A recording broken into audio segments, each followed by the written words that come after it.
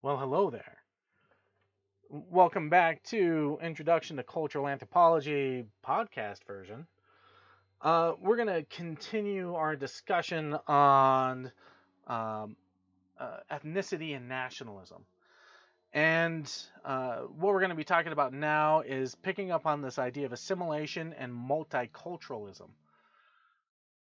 And this is kind of a big issue when we talk about different communities and how they uh, deal with immigration, with migration, with different ideas, different cultures blending together. If we think about the United States, we are sort of in this really interesting and complicated position. One, because we are oftentimes faced with two separate ideologies. One being that the United States welcomes everyone, right? That we are a melting pot, a cultural melting pot. People can come here and live the American dream. It's what so many people come here for through either education or job opportunity. And at the same time, we also have sort of this nationalistic approach. That nationalism being sort of focused on closing the borders, not letting anyone else in, and sort of dealing with the problems within the United States without accepting um, other problems in, and those problems being, you know, people. Uh, so we sort of have this, difficult approach depending on what a particular community wants or desires. The United States is sort of in an interesting position, like a lot of industrial countries. Um, we're dealing with sort of a change in birth rates, and the United States is just above um, sustainable birth rates right now. Okay, we've really kind of dropped how many kids an average family has. If you go back in time, it was not uncommon for a family to go out and have as many possible kids as they could, because each one of those kids represented economic opportunity, right, for the family. Um, so if you had 5, 6, 7, 10, 12, 13 kids, then there was a good chance that your family would be able to succeed, especially if you were within an agrarian community, right? More hands, more work. So this was a pretty sort of common thing to have these large families. Now today, it's not uncommon for a lot of couples to either have like a single child, or what is becoming more and more popular is not having any kids, right? We're seeing that take place. It's interesting to sort of look at Denver in this way. Denver is actually seeing a really interesting shift. So, on average, um, uh, Denver and the metro area gains about 100,000 people a year, right? Moving into the region. And yet, Denver itself is actually closing down schools because they don't have enough children to attend those schools, and they're having to merge schools together. Now, what that means is that there's a lot of people that are moving to Denver in the metro area, but they don't have kids, and they're not having kids. In fact, there was a recent poll that went out, and it's believed that there are more dogs in the Denver metro area than there are children, and that's saying a lot. Now, if we think about the reasoning behind that, a lot of that usually comes down to the cost of children, right? Again, we go back 100 years, and the cost of having a child and raising that child was pretty low. and you'd get some pretty early returns from that child as they got to an age where they could actually help and work on the homestead. Today, children are expensive, right? Having a kid, just giving birth, the average price of childbirth is somewhere in the range of like $30,000, right? Just to have a kid. So that's an issue. And a lot of people are very conscious about how much they're willing to spend, right? Having a child today, on average, by the time that they're 18 years old, you've spent a couple $100,000 on the development of that child over that 18 years. That's a lot of money.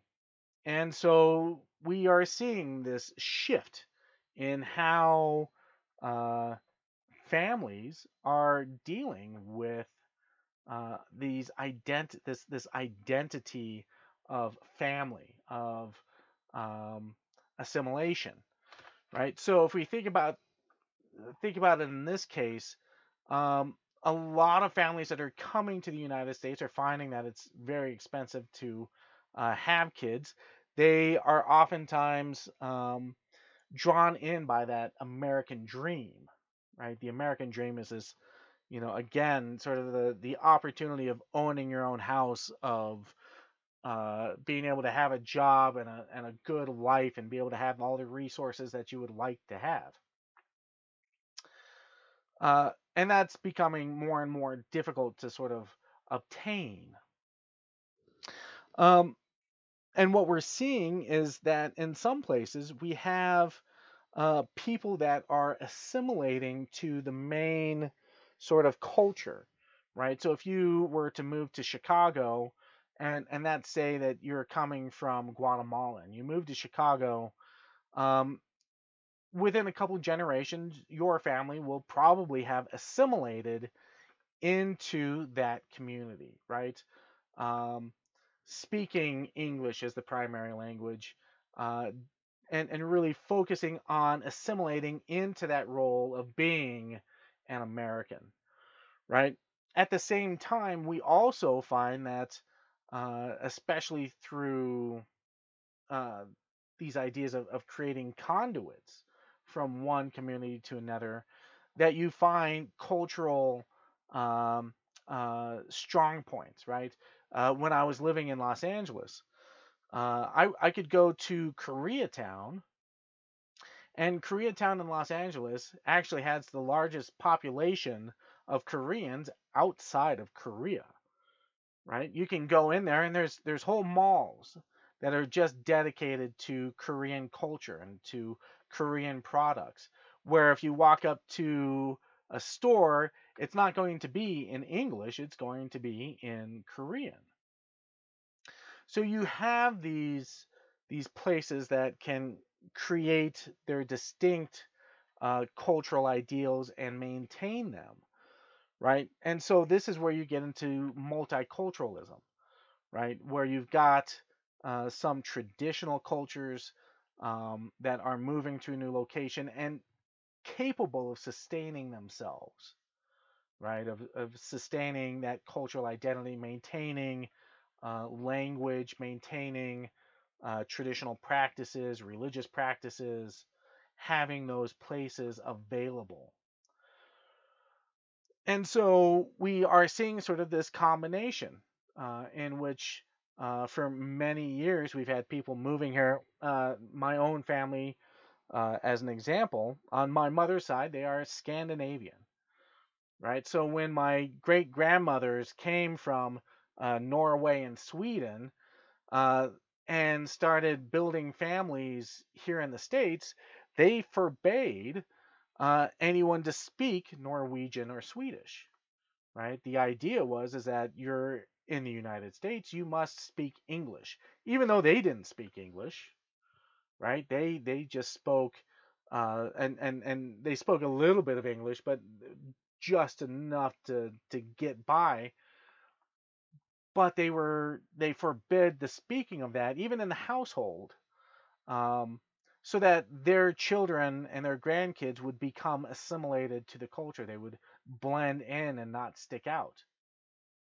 So different communities do this for different reasons. One, assimilation can be seen as a good thing to accomplish because you want to become a part of that culture. Assimilation can also be a bad thing depending on whether or not you are forced to assimilate into that culture. If there isn't any other opportunity or option outside of learning English or whatever that dominant language might be. And then we do see multiculturalism take place, especially when you have communities that are, um, uh, you know, sort of distinct in their cultural identity. Denver itself used to have a Chinatown, right? And I'm trying to remember the dates, and of course it's disappearing on me. But in this Chinatown, they were eventually burned out. The entire community was attacked and dispersed, so that all of the holdings, all of the businesses, the communities were pushed out of town. So you've got, again, these different conflicts within different communities that we have to deal with and try to understand and comprehend. All right, let's continue on here. Ethnicity and nation. So, sort of going back to the borders issue, um, and how we look at where we got today as far as like our modern sort of ideas of nation states, right? So if we look at the globe, um, we can basically look at the world and see how it is completely divided up into different countries, right? Different nations. And of course, this wasn't always the case. There used to be lots of territory that was just open, that wasn't necessarily laid claim to, because those concepts of borders, haven't always been in place with every community. But today, they pretty much are, right? So if we look at Mexico or Canada or the United States, we have these specific borders, and these borders are enforced, right? You have to have permission to cross those borders. If you go to Europe, right, it's the same thing. You've got all these countries, and each one of those countries has its own identity, right? And we talked a little bit about, borderless communities and stuff like that that still exist.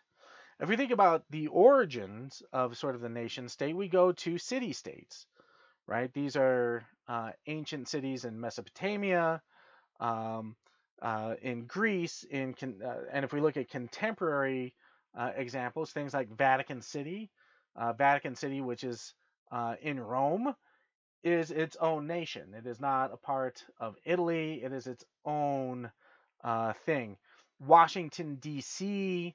Um, is a district, right? But it is a unique district in the fact that um, it is sort of isolated, right? It doesn't actually have the same voting capacity that other residents outside of DC has. They don't have the same representation. Um, and so they are sort of considered one of those uh, unique places. I think Singapore is also one of those where it's more similar to a city state than it is a nation. So we sort of started out as these city states.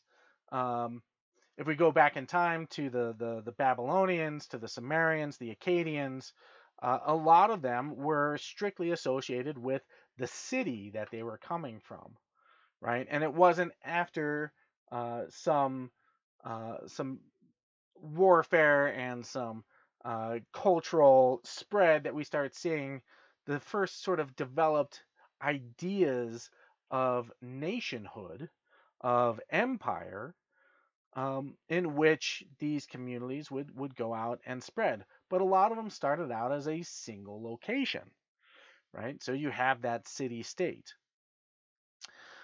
So nations themselves sort of developed out of the idea that people in this area shared a commonality, common history, common languages, common culture, right? And um, as they were being exposed to their neighbors, and their neighbors weren't always nice, or they might have spoken a different language, they decided to create those borders to say, this territory is my territory, right? So we started seeing more and more of this taking place, especially as populations grew, right? You don't really need a nation if you're living in an area um, of hundreds of thousands or millions of square miles, but you've got a really small population, right? You don't have the capability of controlling that amount of space. Not until you actually start getting into larger populations that you need to secure those borders against your neighbors. So we start seeing larger populations, more shared cultural history, more shared ideology, and that's when you first start seeing these ideas of city states and then nation states. It isn't until the last couple hundred years that we really start seeing um, sort of the contemporary version of the nation state. A lot of this has to do with Europe, right? It has to do with um, colonialism that was spreading out of Europe, that was creating territories uh, for Europeans to exploit, right? This was around the world. You had Europeans going out and uh, looking for those resources, right? It wasn't until, what was it, 96, 97, something like that, that Hong Kong was actually released from British control. Um, Hong Kong itself, at the time, was considered a city state, and up until recent years, has been considered sort of a city state. And that's changing as China has continued to exert pressure and wanting more and more control over Hong Kong. Um, it has become less and less of its own identity, right? So um, we've seen these a lot of times colonial pressures from the Western world create those borders, right? A lot of times, if we look at again how Africa is divided up, how the Middle East is divided up, how parts of Asia are divided up, a lot of that has to do with European influence in creating territories, economic territories, for them to gather resources, but they've got their competitors, right? That's why you've got so many states in or countries within Africa that have strong connections to French or to Belgium or to English speaking populations. And it's because there was a presence that was there in which English became the case. If you go to, again, Central and South America, the influence of the Spanish and the Portuguese becomes really important to how those countries were actually built and divided into what they are today. So we really don't see sort of this worldwide dividing um, as much until we get to about 200 years ago. So a lot of these nations are coming together because they have similar histories, similar cultural ideals. But here's an interesting question that I think is kind of fascinating. If we think about culture itself and just these different ideas, is it fictional, right? If we think about borders themselves, right? Um, they are creatively designed, right? Borders can shift, right? Even if we think about sort of the war that's going on in the Ukraine, you've got Russia that is moving in and shifting borders, creating new lines for their use, for recognizing their control over.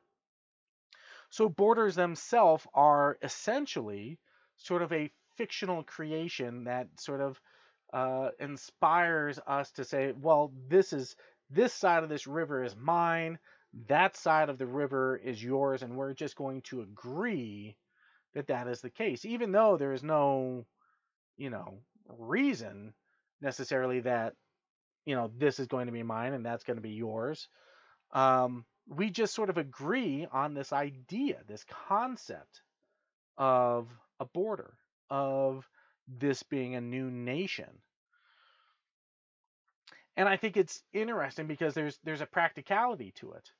So, I think one of the interesting examples I was ever presented with was sort of the idea of the Ottoman Empire, right? If we think about the Ottoman Empire, they no longer exist, right? They ended at the conclusion of World War One. Now, in the history books, we can look and see where the Ottoman Empire went out and conquered and took territory and maintained territory and cultural ideals and cultural practices. And then at the end of World War One, it disappears. All of those borders, all of the rules, all of the infrastructure that was in place for the Ottoman Empire disappears, right? And then it gets turned into different smaller entities, right? Distinct countries that had at that point never existed. Like even the concept of like Iraq and Iran prior to the Ottoman Empire, they didn't exist. So they were created in replacement to the Ottoman Empire. So when we think about sort of the borders, when we think about these identities, what happens to all of the people that, hey, I was a member of the Ottoman Empire, but the Ottoman Empire is no longer here. What am I now? Right? That's a really interesting question to ask when we think about our identities. What happens when that identity is gone? Right? This is something that is being faced by a lot of Native American communities. What happens when my language disappears? What happens when my cultural identity disappears? Was it real? Right? And we recognize that it was real, but some of the ideas, when we think about culture and when we think about these different processes, can be perceived possibly as being fictional. And I think it's an interesting question to think about as we sort of create identity around us, especially in the United States. You know, I think an interesting thing to sort of look at is our connection to this shared past, right? If we talk about the founding fathers, right, Washington and Jefferson and Franklin, and we had this connection about the ideology that they were trying to create about being a part of this grand experiment that is the United States. But there's a lot of people that subscribe to that history that weren't here, that their ancestors didn't arrive at that time, right? Their ancestors might have shown up a couple of hundred years after, right? That they are recent additions, but they still have this shared commonality, right? This shared belief that I am a part of this system, even though my heritage doesn't go back that far. It only spans from the last few generations. That my family, my mother's side, the Scandinavian side, they were here after the turn of the 19th century.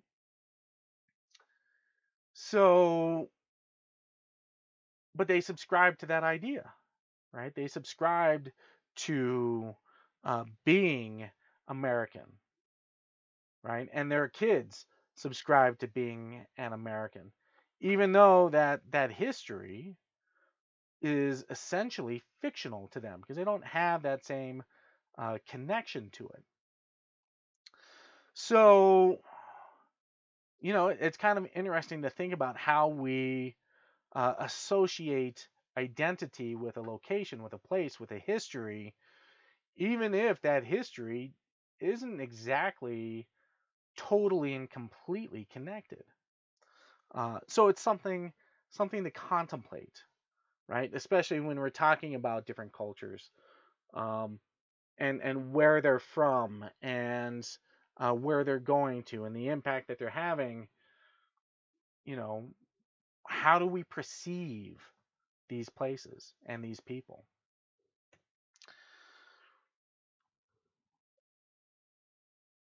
So basically, I just talked about all of this. Um, especially when it comes to like nation building, the United States, our personal histories don't usually match up to the cultural history, right? And I think that is important to keep in mind. And it's partially because we are again indoctrinated into the same cultural history, right? You might be second generation American, but when you go to school, you are exposed to American history. That becomes your history. That is now your shared experience to all of the people around you, right? And that's why it's important to recognize the importance of culture and the importance of the biological experience of a person. You can take any child from anywhere in the world, place them into any culture, and they will grow up being a part of that culture, right? So culture is something that is learned and transferable, but it doesn't have to be a part of your racial identity or your biology.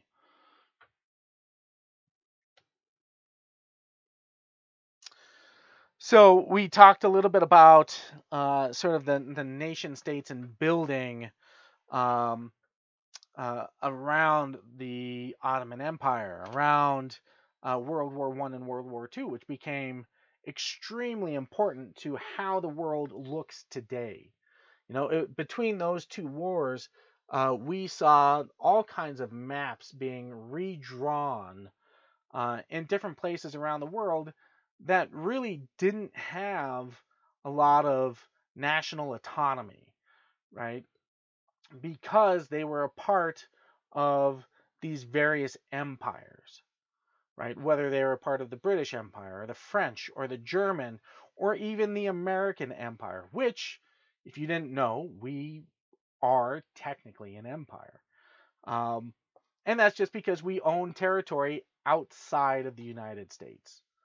Um, Even things like Puerto Rico or American Samoa or Guam, um, those are territories that are owned by the United States, although they do not have clear American citizenship, right? You might be from one of those locations, but you don't have a vote in the presidential election. You don't have a vote or a voice as a senator or have a representative in Congress.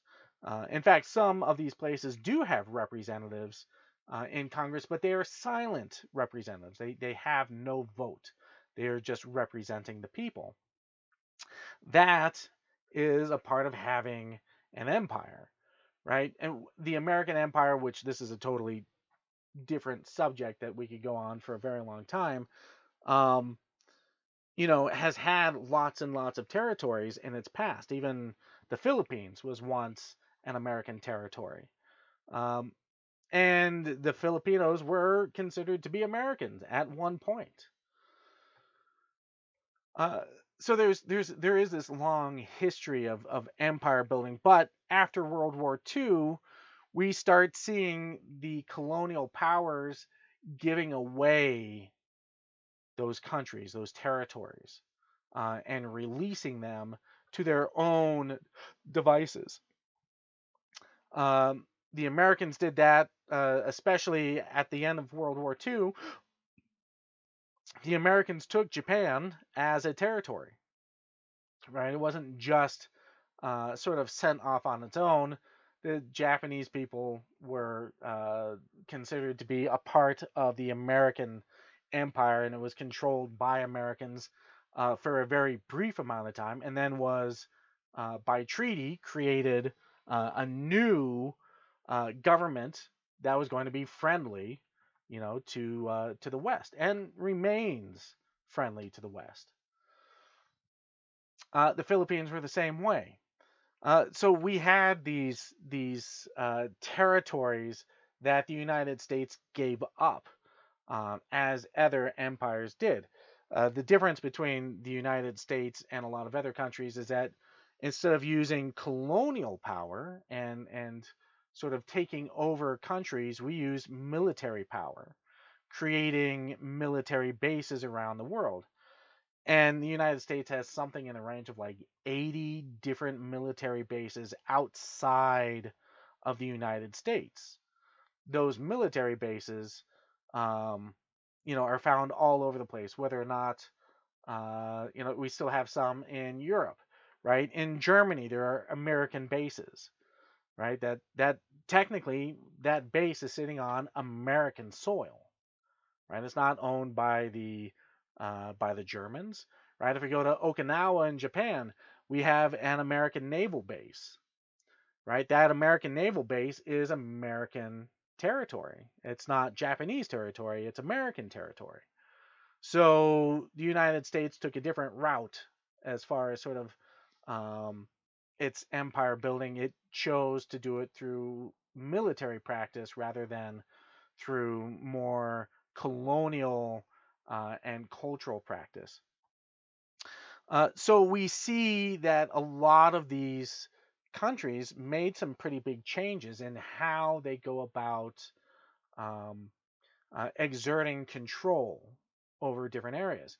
Right? If we look at India, India itself, if you remember the film The Linguist, you would be looking um, in the various parts of that film, and wherever they showed a scene, you would see English. You would see the impact of the British Empire, and then later on the American hegemonic forces actually having this big influence um, in these various communities. And sometimes these communities are very remote, but you would still see it spelled out in English. So there were still, instead of having colonial powers, now we're having cultural powers, right? And economic influence. Instead of having boots on the ground, you would have bankers, right? And those bankers became sort of the new uh, colonial front. Okay, so in conclusion to all of this, right, we understand that ethnicity is connected to a country, a culture, um, and we have to understand the circumstances in which that that ethnicity was created and how it maintains itself, whether or not they are contained like the French are to France, right, or whether or not they are borderless like the Kurds or the Sami, who have an ethnicity, who have territory but not the borders to sort of enforce it. We've seen that colonialism has had a major influence on how our current world is shaped, how it's changed from the First and Second World War, and how it's had different impacts since then, either through hegemonic forces, through American and British imperialism, um, to see where, at one place the Ottoman Empire existed, And now you have all these smaller nation states that are no longer sharing that same sort of history and tradition. The terms ethnicity and culture are very similar in their uses and meanings when we think about it in sort of the scientific realm. And remember that in the public realm, oftentimes ethnicity and race are used interchangeably, which is incorrect, right? They're two distinct concepts, two distinct ideas that do not have to relate to each other, right? They can be completely separate. They can also very much be working in conjunction, right? But they do not have to be. And ethnicity can be borderless and also define a border, right? So again, that the ideas of nationhood, of city states, of the propagation of a people to the point where they need to create those borders, right? Through mutual protection, through mutual ideologies.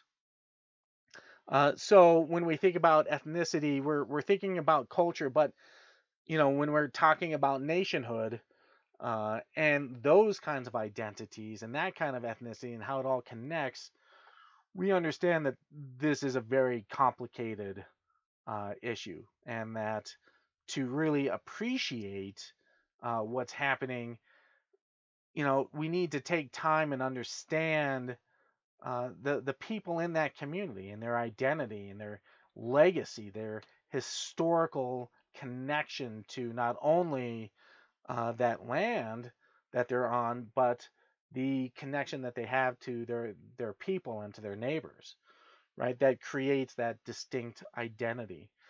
And when those identities are um, threatened, right, we can start to see the disappearance of some of those cultures and those communities. Okay, so that is it. Um, Hopefully you enjoyed this cultural anthropology podcast. And if you have any questions or any ideas or concerns, let me know, and we'll keep the discussion going. All right, that's it. Take it easy, and we'll talk to you soon.